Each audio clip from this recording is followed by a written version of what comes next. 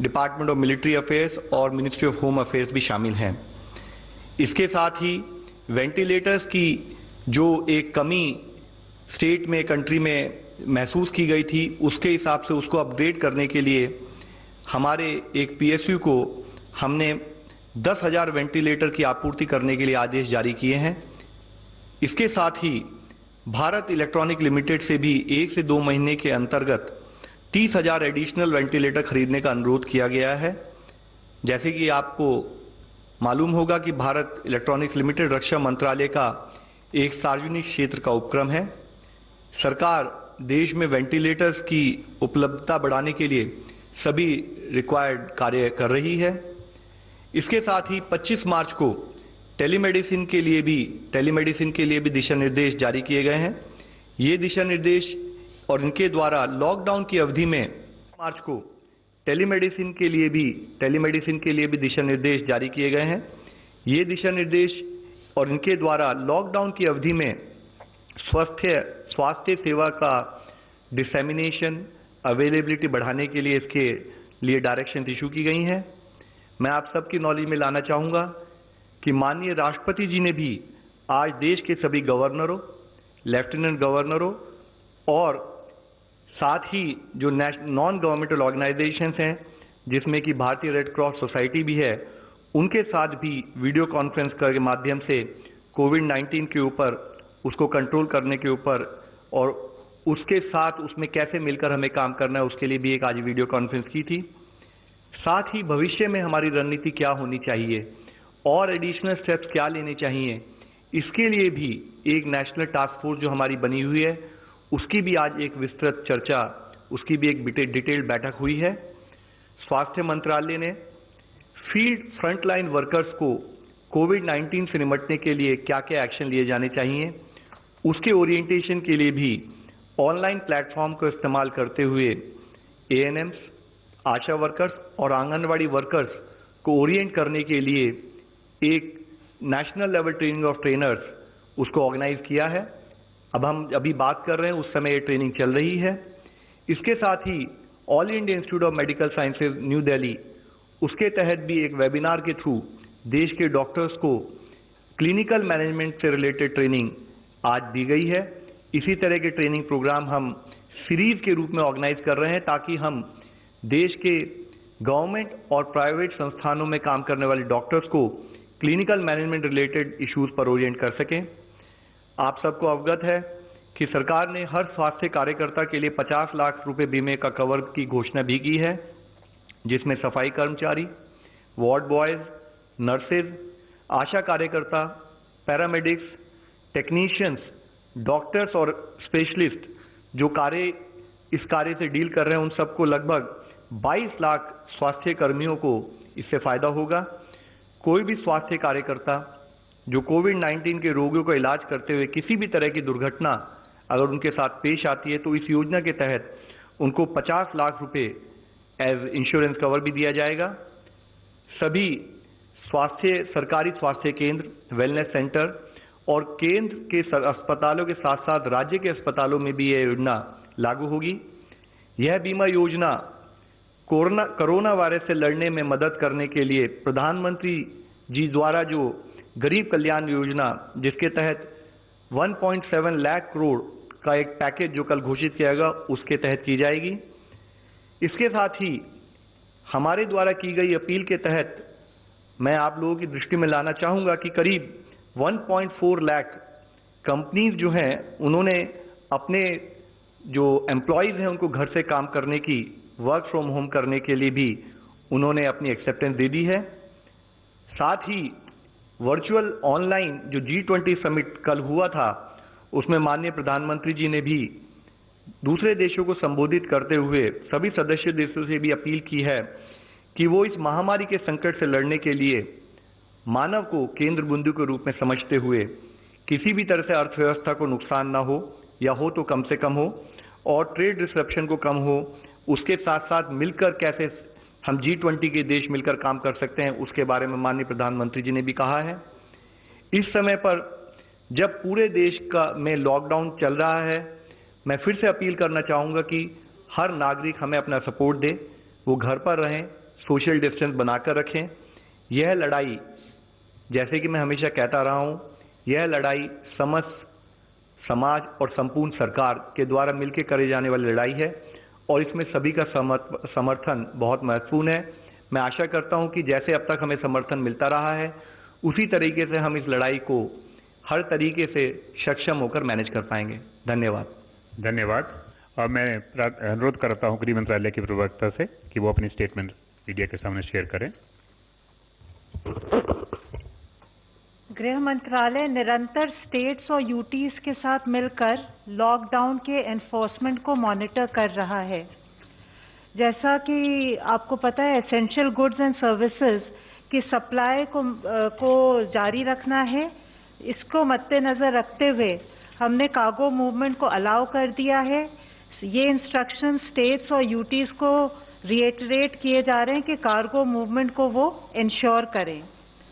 कोविड-19 के स्प्रेड को रोकने के लिए बहुत ज़रूरी है कि लोगों का मूवमेंट ना हो और इसी श्रृंखला में जो माइग्रेंट लेबरर्स हैं, इंडस्ट्रियल वर्कर्स हैं और जो अनऑर्गेनाइज्ड वर्कर्स हैं, उनका जो लार्ज स्केल मूवमेंट चल रहा है, इसके बारे में होम सेक्रेटरी ने आज स्टेट्स और यूटीज के चीफ सेक्रेटरीज और डीजीपीज को पत्र लिखकर फिर से निर्देश दिया है कि वे इस पर ध्यान दें।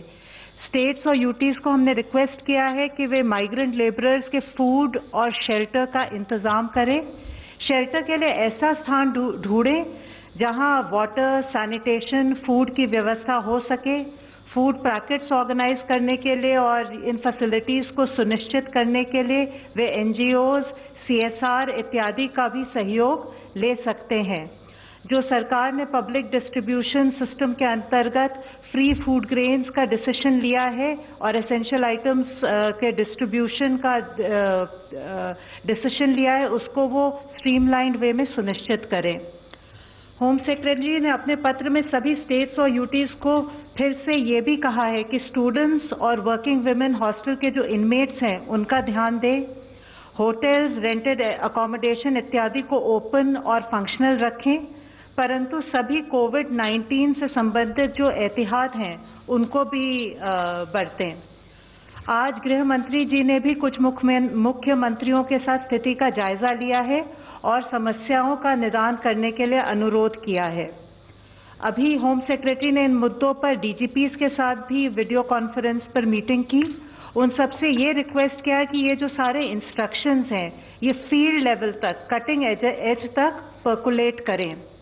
हमारा उद्देश्य ये है कि प्रॉपर एनफोर्समेंट मेजर्स के साथ एम्प्लॉयर्स को उचित निर्देश देकर फूड और शेल्टर की व्यवस्था करके एसेंशियल गुड्स एंड सर्विसेज का इंतजाम करके हम ये सारे इश्यूज एड्रेस कर पाएं। धन्यवाद। We can take some questions. 51. Please use mic.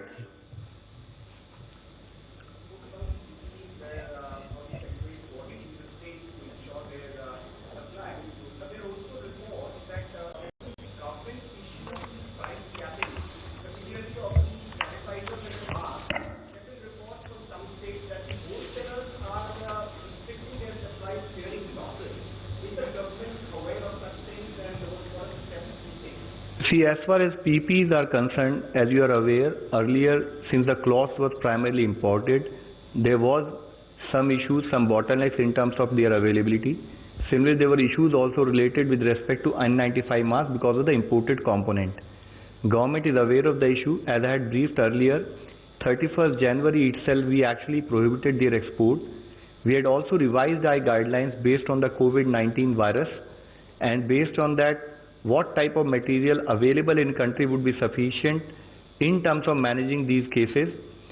Again, interministerial effort has been going on to ensure that we can develop indigenous manufacturers who can prepare and give us PPEs. Those efforts are also now leading some good results, and I am hopeful that we will be able to manage the situation. Similarly, with respect to N95 masks also, we have been in touch with various buyers whom we have identified across the country.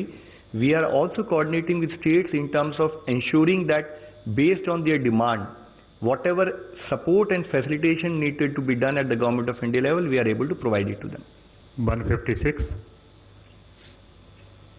मैं अशोक हूं और मेरा सवाल ma'am से है कि जैसे कि प्राइवेट एयरलाइंस ने भी ये ऑफर किए हैं कि जो माइग्रेंट्स अलग अलग राज्यों से जा रहे हैं, महानगरों से कहीं अपने गांव की तरफ बढ़ रहे हैं, अगर सरकार इजाज़त दे तो उनको हम अपने एयरलाइंस के थ्रू करेंगे। इंडिगो, स्पाइस एंड गो, ये 3 एयरलाइंस सामने आए हैं और ये अपील की है। क्या आने वाले टाइम में ये इनकी इजाज़त सरकार की तरफ से मिलेगी?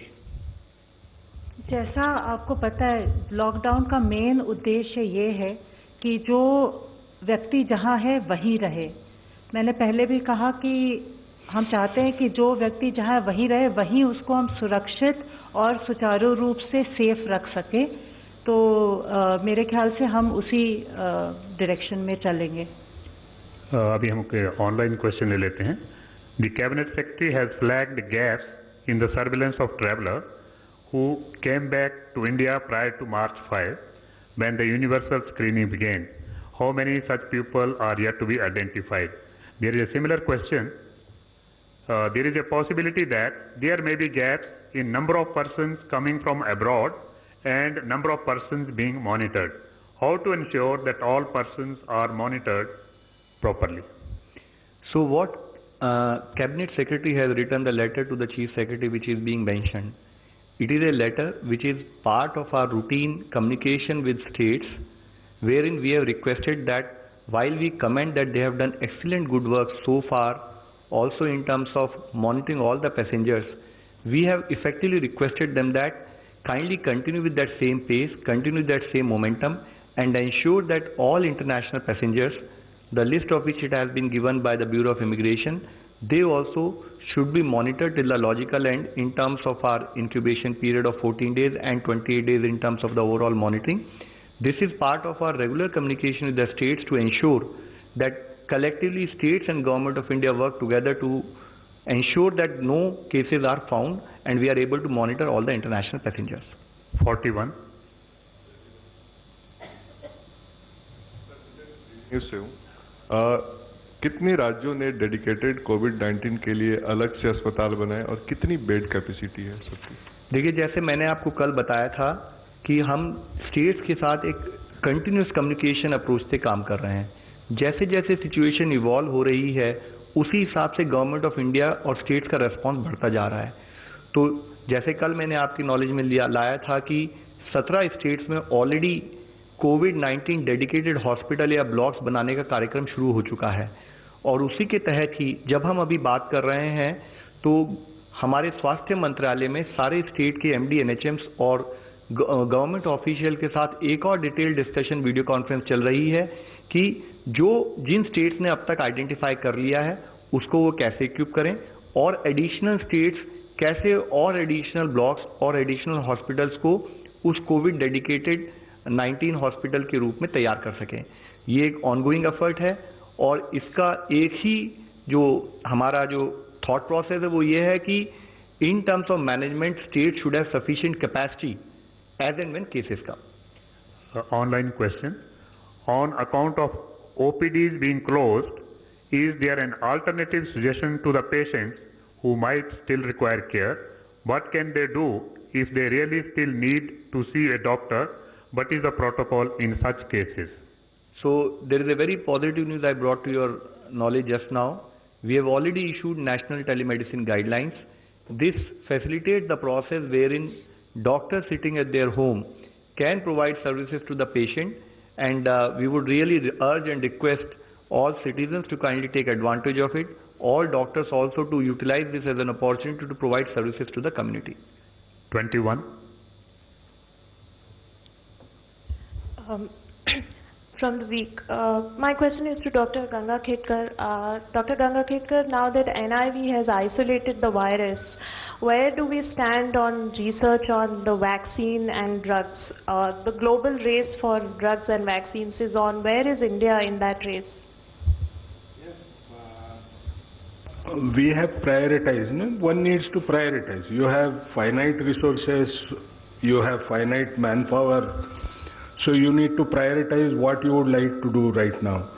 One thing which we have prioritized is ICMR will try to look at repurposed molecules go for their ex vivo or in vitro testing on the isolates that we have already generated, so that we get a clearer clue whether the drug works in the laboratory against this particular strain, and if the drug works, then we can take it up for subsequent trials. The initial priority in developing drugs is more towards repurposed molecules than new molecules, because new molecule research tends to take far longer a time, and we don't have so much of time when we are facing this particular infection. When it comes to vaccine, what we have done is we have asked DBT to undertake the vaccine development program well, because we don't have that kind of capacity which DBT has. It's also another sister ministry that we have. So DBT will try to look at this particular issue. At the same time, we are also keeping a watch on some of the scientific groups that are working on vaccines. Currently, there are altogether 30 different vaccine groups which are working on developing vaccine, of which at least 5 are already going to animal research, animal toxicity studies. What we have done is we have indicated our willingness to go for vaccine trials if they become ready, if they pass out animal study for our own Indian population. In order to look at the newer drugs that might come, we are also likely to start our participation soon in solidarity trial that WHO is starting. Earlier we did not do it because our numbers were so small that our contribution would have had looked minuscule and it would not have had looked proper. So that way we are using this base pretty strongly. At the same time, we are making an effort to develop indigenous diagnostics. You must be aware that National Institute of Virology develops indigenous diagnostics, and so far as these diagnostics are concerned, for dengue, for chikungunya, for many such diseases, we are main suppliers to the government national vector-borne diseases program, which we do free of cost. So we are also trying to run on the same course if it is required, and if we develop one, we will